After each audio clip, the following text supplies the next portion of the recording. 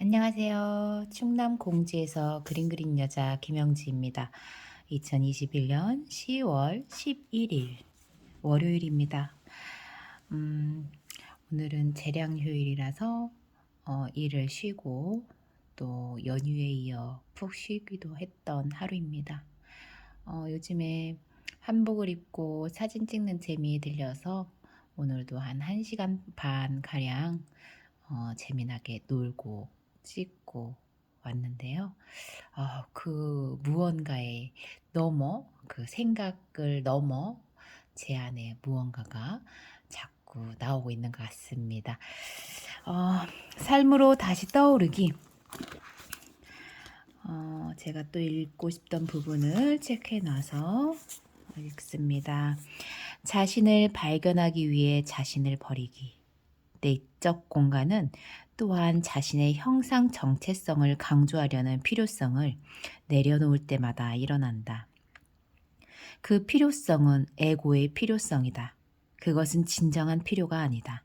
여기에 대해서는 앞에서도 간단히 살펴보았다. 그러한 행동 패턴을 하나씩 버릴 때마다 내적 공간이 나타난다. 더 진정한 자기 자신이 되는 것이다.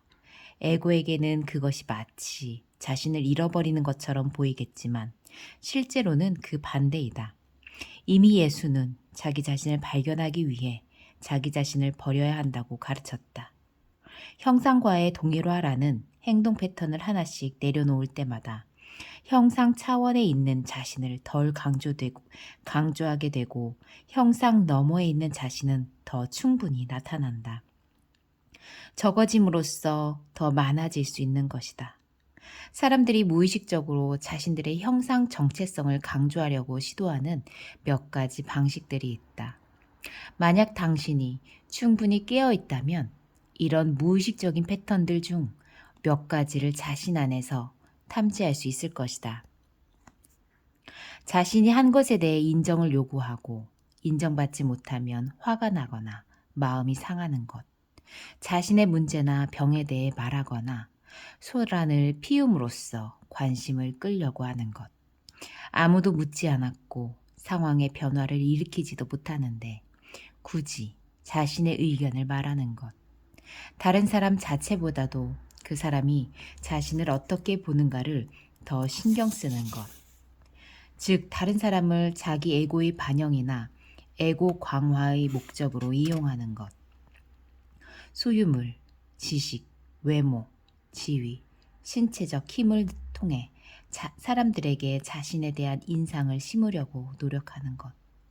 무엇인가 혹은 누군가에 대한 분노에 찬 반응을 통해 에고를 일시적으로 부풀리는 것. 일들을 개인적으로 해석해 감정이 상하는 것.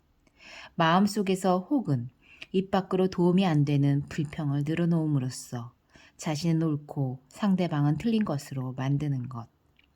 주목받기를 원하고 중요한 사람으로 보이기를 원하는 것. 일단 이러한 행동 패턴을 자신 안에서 탐지했다면 한 가지 실험을 해볼 것을 제안한다.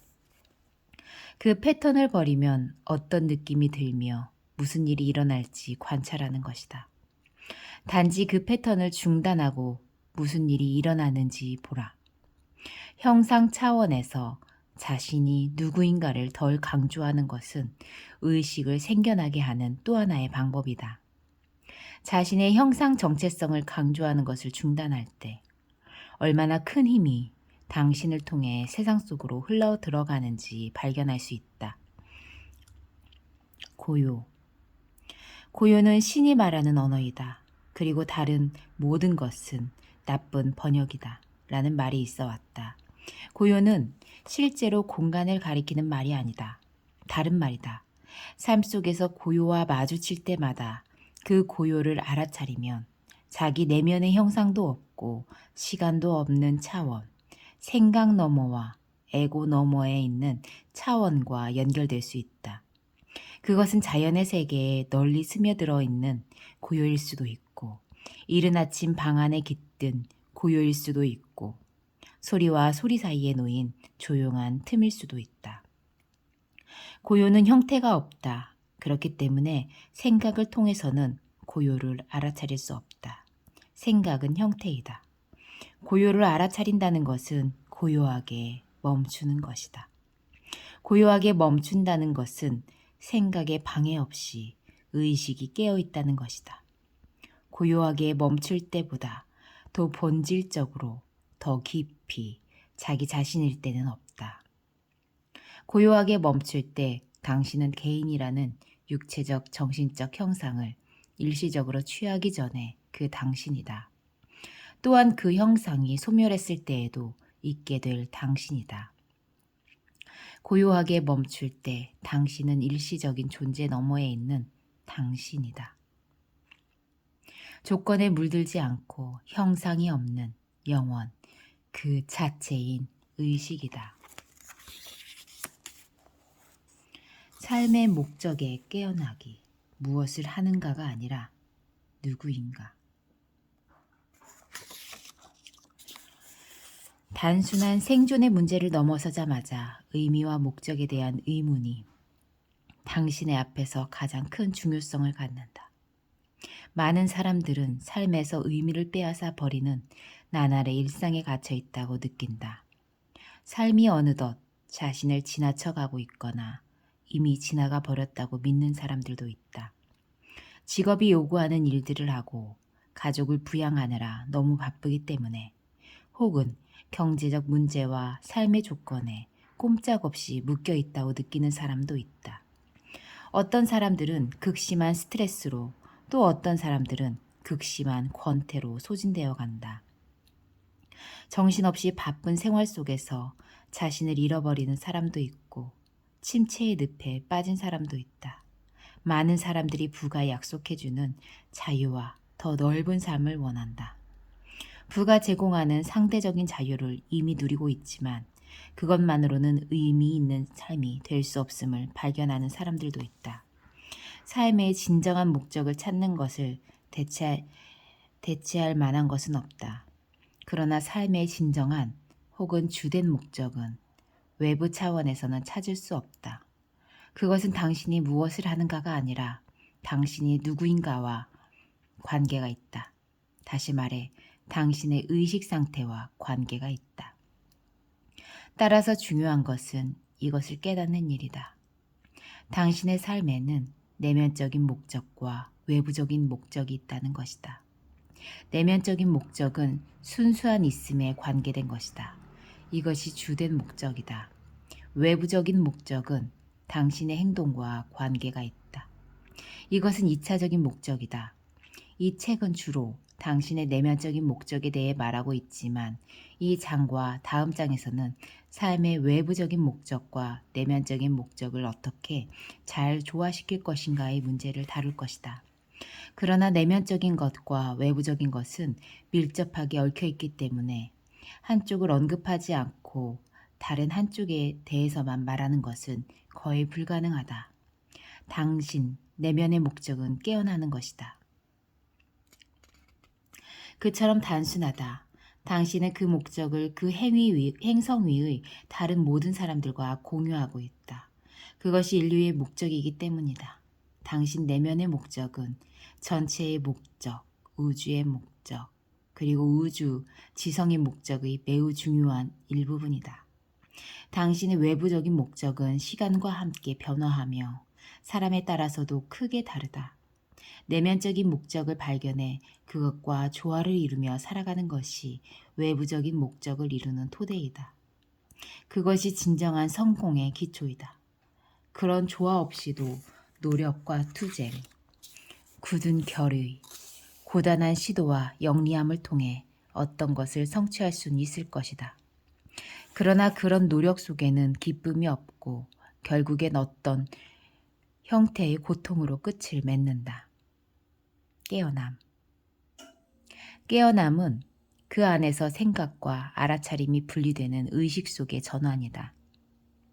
대부분의 사람들에게 그것은 하나의 사건이 아니라 겪어가는 과정이다. 갑작스럽고 극적이고 거꾸로 돌아갈 수 없을 것처럼 보이는 깨어남을 경험하는 사람도 드물게 있다. 그런 사람조차도 사실은 새로운 의식 상태가 서서히 흘러들어와 그가 하는 모든 행동이 변화하고 그 의식 상태가 그의 삶과 완전히 하나가 되는 과정을 겪는다. 깨어나면 생각 속에서 자신을 잃어버린 일이 그만큼 줄어든다. 그 대신 생각 뒤에 있는 알아차림이 자신임을 안다. 그렇게 되면 생각은 당신에 대한 소유권을 쥐고 당신의 삶을 운영하는 이기적이고 자동적인 활동이 아니게 된다. 생각 대신 알아차림이 주도권을 잡는다. 생각은 당신의 삶의 주역이 되는 대신 알아차림을 통해 봉사하게 된다. 알아차림은 우주의 지성과의 의식적인 연결이다. 알아차림을 다른 말로 표현하면 현존, 즉 사념없는 의식이다. 깨어남의 과정으로 들어가는 것은 신의 은총과 같다. 당신은 그것이 일어나도록 만들 수도 없고 그것을 위해 자신을 준비시키거나 그것을 위해 공적을 쌓을 수도 없다. 비록 마음은 깨어남으로 인도하는 잘 짜인 일련의 논리적 단계를 매우 선호하겠지만 깨어나기에 적합한 인간이 먼저 되어야만 하는 것도 아니다. 반드시 그런 건 아니지만 깨어남의 과정은 성자보다 먼저 죄인에게 찾아갈 수 있다. 그래서 예수는 존경할 만한 사람들일 뿐 아니라 온갖 종류의 사람들과 어울렸다. 깨어남에 대해서 당신이 할 수 있는 것은 아무것도 없다. 무엇인가를 하려고 해도 그것은 깨어남이나 깨달음을 가치 있는 소유물로 추가함으로써 자신을 좀 더 중요하고 크게 보이려는 에고의 시도가 될 것이다. 깨어남 대신 깨어남이라는 개념을 마음에 덧붙이거나 깨어있는 사람이나 깨달은 사람은 이럴 것이라는 정신적 이미지를 추가하고서 그 이미지대로 살려고 노력한다. 당신이 자신에 대해 가지고 있는 혹은 다른 사람들이 당신에 대해 가지고 있는 이미지에 맞추어 살아가는 것은 진정한 삶이 아니다. 그것은 에고가 연기하는 또 하나의 무의식적인 역할에 지나지 않는다.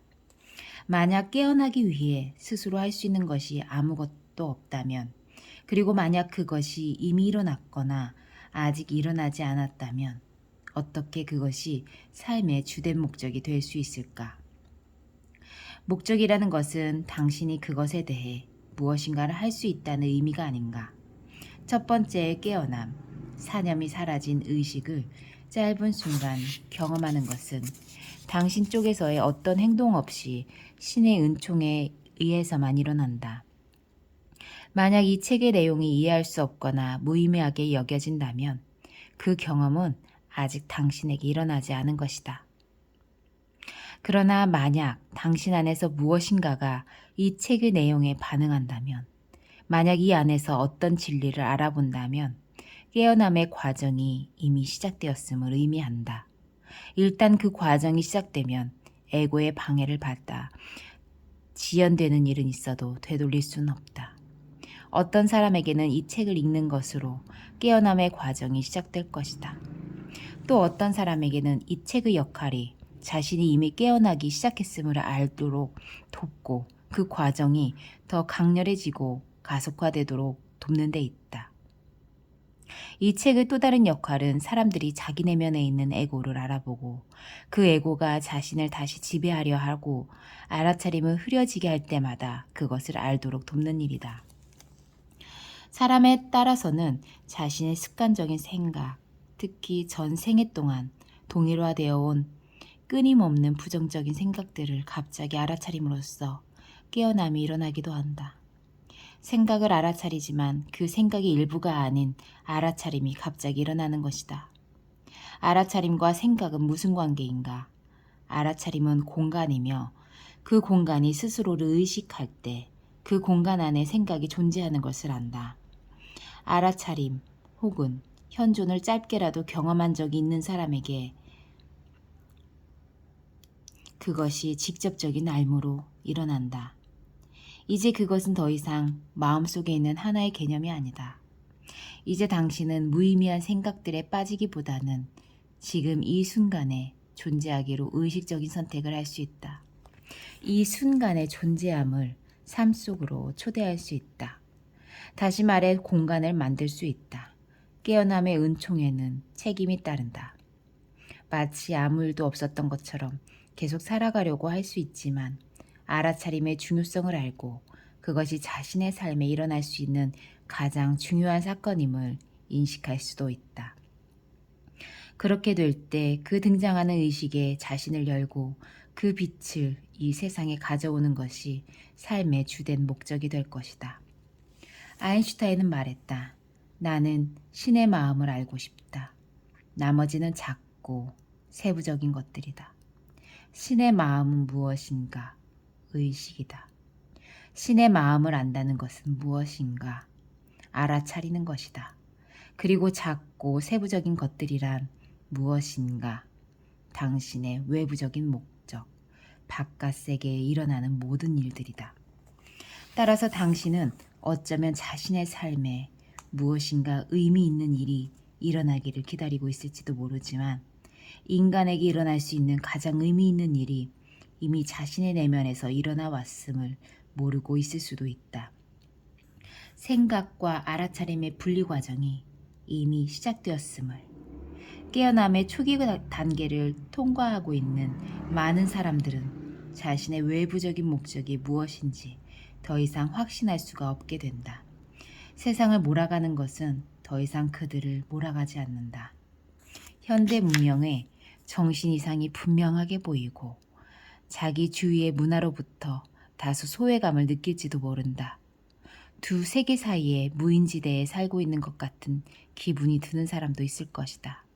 이들은 더 이상 에고에 조종되지 않지만 알아차림이 아직 자신의 삶과 완전한 하나가 되지 않았다. 내면적인 목적과 외부적인 목적이 아직 하나로 합쳐지지 않은 것이다.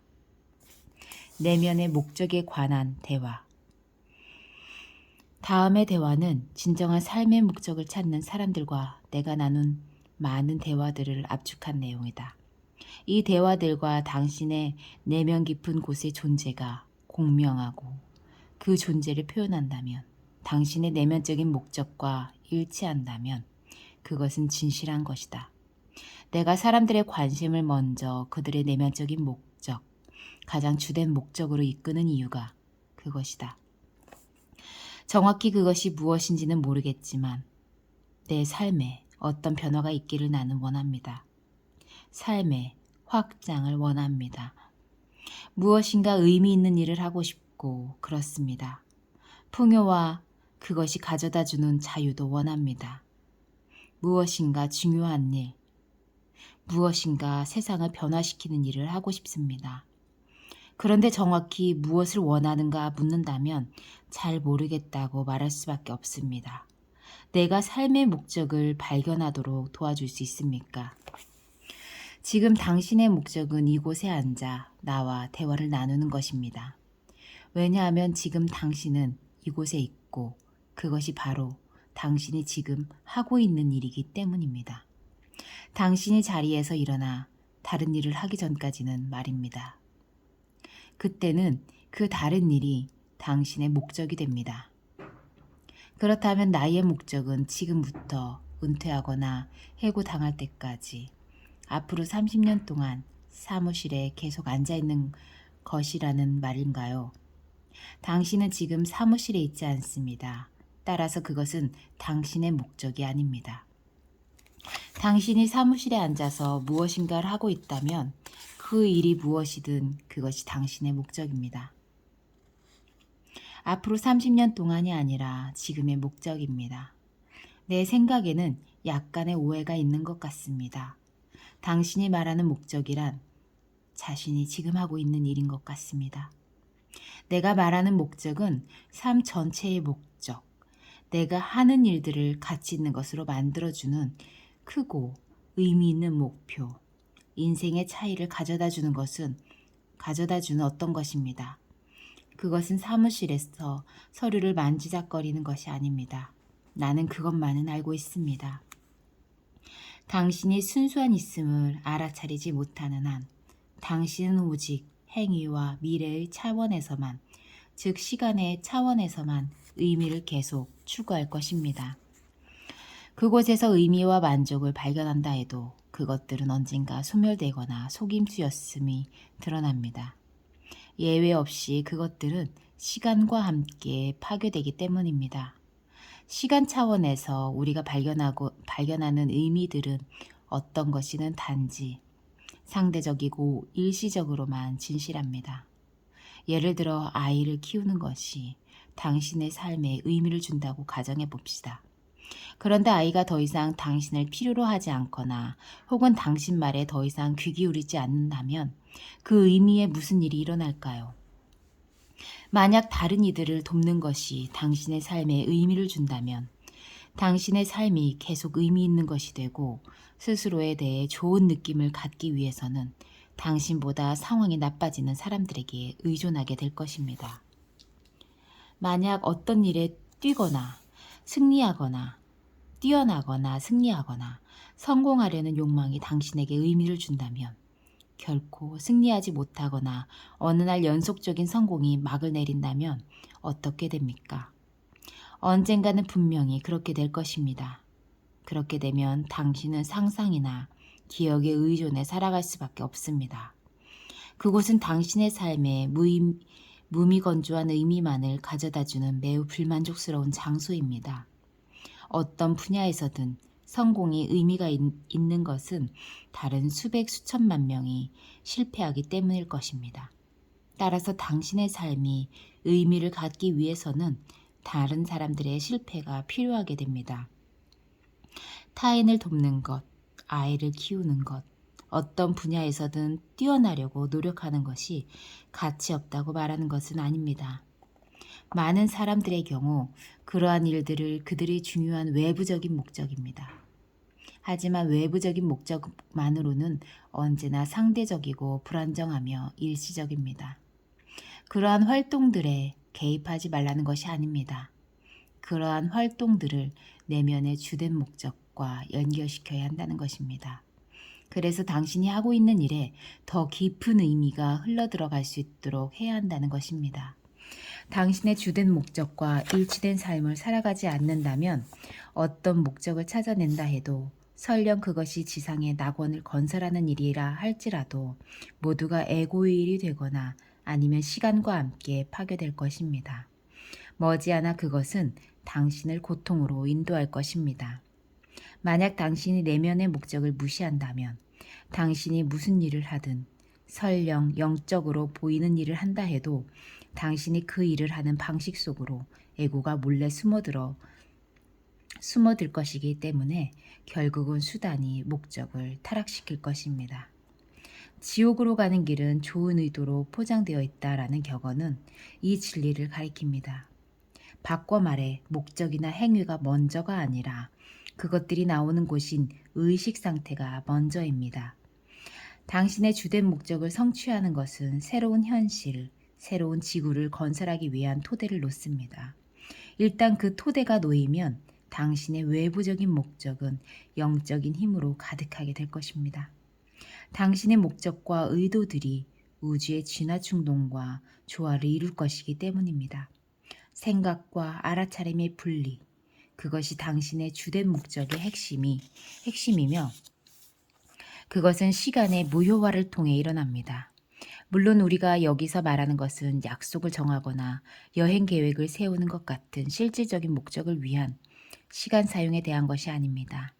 시계의 시간이 아니라 심적인 시간을 말하고 있는 것입니다. 심리적인 시간이란 삶의 충만함을 발견할 수도 없는 미래에서 찾으려 하고 그것에 접속하는 유일한 지점인 현재의 순간을 무시하는 마음속 깊이 뿌리내린 습관입니다. 지금 당신이 하고 있는 일, 지금 당신이 있는 곳을 삶의 주된 목적으로 바라볼 때 당신은 시간을 무효화시키는 것입니다. 이것은 크나큰 힘을 불어넣습니다. 자신이 하는 일 속에서 시간을 무효화시킬 때 당신의 내면적인 목적과 외부적인 목적이 존재와 행위가 연결됩니다. 시간을 무효화시킬 때 당신은 에고를 무효화시키게 됩니다. 무엇을 하든 당신은 특별히 잘하게 될 것입니다. 행위 그 자체에 온 관심의 초점이 모아지기 때문입니다. 그때 당신의 행위는 의식이 이 세상으로 들어오는 통로가 됩니다. 이것은 무엇일까요? 이것은 전화번호부를 넘기거나 방안을 걷는 일처럼 가장 단순한 행위일지라도 당신이 하는 일 속에 깊이가 있음을 의미합니다. 전화번호부를 넘기는 주된 목적은 전화번호를 넘기는 일입니다. 2차적인 목적이 전화번호를 찾는 것입니다. 방안을 걷는 주된 목적은 방안을 걷는 일입니다. 2차적인 목적은 방 반대편에서 책 한 권을 꺼내드는 일입니다. 그리고 당신이 그 책을 집어드는 순간 그것이 당신의 주된 목적이 됩니다. 앞에서 말한 시간의 역사를 기억할 것입니다. 당신이 무엇을 하든 시간이 걸리지만 그것은 언제나 지금입니다. 그러므로 당신의 내면적인 목적이 시간을 무효화시키는 반면에 외부적인 목적은 반드시 미래를 필요로 하며 시간 없이는 외부적인 목적은 존재할 수도 없습니다. 하지만 그것은 언제나 2차적입니다. 당신이 불안과 스트레스를 느끼는 것은 이미 외부적인 목적이 지배적이 되어 내면적인 목적을 시야에서 놓쳐버린 것입니다. 자신의 의식 상태가 주된 것이며 다른 모든 것은 2차적인 것임을 잊어버린 것입니다. 이런 식으로 사는 것은 무엇인가 중요한 일을 성취하려는 것을 막아버리는 것이 아닐까요? 나의 두려움은 내가 앞으로도 아무 의미 없는 사소한 일에 붙잡혀 평생을 살아야 하는 게 아닌가 하는 것입니다. 이 진부한 삶을 결코 떨치고 일어나지 못할까봐 두렵습니다. 무엇 하나 큰 일도 시도하지 못하고 자신의 잠재력을 꽃피우지도 못한 채 큰 것은 작은 것을 존중하고 소중히 여기는 데서 나옵니다. 저마다의 삶은 실제로 작은 일로부터 이루어져 있습니다. 큰 것은 머리의 추상적 개념이고 에고가 가장 좋아하는 환상입니다. 그러나 큰 것의 기초는 큰 것을 추구하는 대신 현재 순간에 작은 것들을 존중하는 것입니다. 역설적입니다. 현재의 순간은 언제나 단순하고 그런 의미에서는 언제나 작습니다. 하지만 그 안에서 가장 큰 힘이 숨겨져 있습니다. 원자처럼 그것은 가장 작은 것이지만 무한한 힘을 내포하고 있습니다. 오직 자신을 현재의 순간에 맞출 때만 당신은 그 힘에 다가갈 수 있습니다. 아니, 더 정확히 말해 그때 그 힘이 당신에게 다가오고 당신을 통해 이 세상에 다가옵니다. 예수는 이 힘에 대해 이렇게 말했습니다. 내가 하는 것이 아니라 아버지께서 내 안에 계셔 그의 일을 하는 것이다. 그리고 나는 아무것도 스스로 할 수 없다라고 했습니다. 불안과 스트레스, 부정적 성향은 그 힘으로부터 당신을 단절시킬 것입니다. 우주를 운영하는 그 힘으로부터 자신이 분리되어 있다는 망상이 되돌아옵니다. 당신은 이런저런 것들을 이루기 위해 노력하고 무엇인가에 맞서 싸우면서 자신이 다시금 혼자라고 느낍니다. 하지만 왜 불안, 스트레스, 부정적 성향이 일어날까요? 당신이 현재의 순간으로부터 등을 돌렸기 때문입니다. 그러면 왜 현재의 순간으로부터 등을 돌릴까요? 다른 무엇인가가 더 중요하다고 생각했기 때문입니다. 자신의 주된 목적을 잊은 것입니다. 한 가지 작은 실수, 한 가지 잘못된 인식이 고통스러운 세상을 창조합니다. 현재의 순간을 통해서만 당신은 생명 그 자체의 힘에 다가갈 수 있습니다. 우리는 그것을 전통적으로 신이라고 불러왔습니다. 당신이 현재 순간으로부터 등을 돌리는 순간, 신은 당신의 삶에서 더 이상 실체가 아니게 되고 신이라는 머릿속 개념일 뿐입니다. 어떤 사람들은 그 개념을 믿고 어떤 사람들은 부정합니다. 그러나 신에 대한 믿음조차도 삶의 모든 순간에 나타나는 신의 살아있는 실체에 비하면 실로 보잘것없는 대용품에 지나지 않습니다.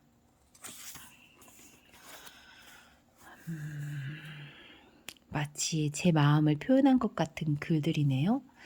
오늘은 제가 읽은 이 부분들을 다시 제가 또 들으면서 다시 되새기면서 이해를 다시 해봐야 될 것 같습니다. 오늘 가을밤처럼 조금 선선하고 오늘은 비도 내려서 마음이 또 차분하게 가라앉습니다. 감사합니다.